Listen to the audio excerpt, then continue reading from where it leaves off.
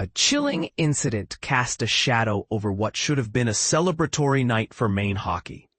Imagine a young athlete, full of promise, lying motionless on the ice after a bone-crushing hit. A scene that left players, coaches, and fans alike holding their breath. This was the reality for Jeremy Langlois, a freshman defenseman for the number 10 Maine Black Bears, during their November 23 matchup against Boston College. But here's where it gets even more unsettling. The hit that sent Langlois to the hospital wasn't a dirty play by any traditional definition. It was a shoulder-to-shoulder check, legal by the rulebook. Yet it resulted in a possible concussion and a terrifying 10-minute pause in the game as medical staff tended to the fallen player. Quick snapshot. Jeremy Langlois, stretchered off with suspected concussion after Brady Berard's check. Final score, Maine 3, Boston College 0 at Conte Forum. Incident timing, 8:46, remaining in the third period. Silver lining, Langlois was conscious and responsive, able to move his limbs. Hero of the night, freshman goalie Mathis Rousseau, who secured his first career shutout with 21 saves. The heart-stopping moment. The game took a dramatic turn when Langlois was checked into the boards by Brady Berard. The impact was brutal. Langlois' head slammed against the ice, and he lay motionless. The silence that followed was deafening. Both teams knelt in solidarity as medical professionals rushed to his aid. It was a stark reminder of the fine line between the sport's physicality and the safety of its players.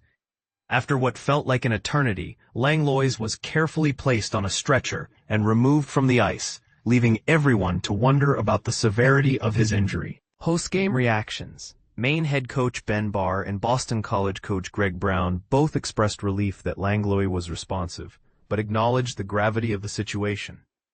He probably got his head hit pretty hard. Brown noted, while Barr emphasized the importance of monitoring Langlois' condition closely. Concussions are no small matter, and the coming days will be critical in determining his recovery timeline. Maine's dominance amidst the drama.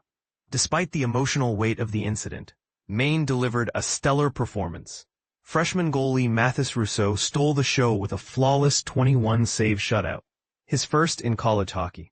Miguel Marquez and Josh Nadeau provided the offensive firepower with 2 and 1 goals respectively, securing a 3-0 victory.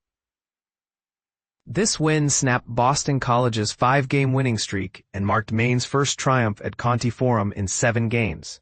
It also salvaged a series split after a 7-3 loss in the previous game. Game stats at a glance. Statistic: Maine, Boston College. Also, final score 3-0. Shots on goal 19-21. Goaltender saves 21 Rousseau, 16 Cloutier. Series results: split 1-1. Location: Conte Forum, Chestnut Hill, home loss. Maine came out of the gate strong, with Marquez scoring just 1:32 into the game. Nadeau extended the lead later in the first period with a shorthanded goal, and the Black Bears sealed the deal in the third period. Boston College, despite controlling possession with 21 shots, couldn't find a way past Rousseau's stellar goaltending, NCAA concussion protocols, and the bigger picture. This incident reignites the debate over player safety in college hockey. The NCAA has implemented strict concussion protocols, requiring any player suspected of a concussion to undergo a supervised return-to-play process. But is it enough? Checks into the boards, while legal, remain a significant risk factor for head injuries. Teams and coaches must strike a balance between competitive intensity and player welfare. And this is the part most people miss. The long-term effects of head injuries can be devastating, even if players appear to recover quickly. What's next for both teams? Maine, now 8-5-1 overall, and 5-3 in Hockey East, has a weekend off before hosting New Hampshire on December 5th and 6th. Rousseau's performance proves they have a reliable backup goalie, but Langlois' potential absence could weaken their defense. Boston College, dropping to 7-5-1 and 5-3 in Hockey East, faces Notre Dame next. The Eagles need to regroup after their winning streak was halted by a determined Maine squad. The bigger question, has hockey gone too far? Berard's hit was textbook, shoulder to shoulder, along the boards. Yet it resulted in a terrifying outcome. Should the NCAA reconsider what constitutes a legal check? Or is this simply an unfortunate but inevitable part of the game? College hockey thrives on its physicality, but at what cost? Protecting players' brain health must be a priority, but how do we achieve that without altering the essence of the sport? Final thoughts. As Jeremy Langlois recovers, the hockey community is left with a pressing question. Have we done enough to protect our players? The NCAA's concussion protocols are a step in the right direction, but incidents like this remind us that there's always more to be done. What do you think? Is the current system sufficient, or do we need stricter rules to safeguard players' long-term health? Let's keep the conversation going in the comments below.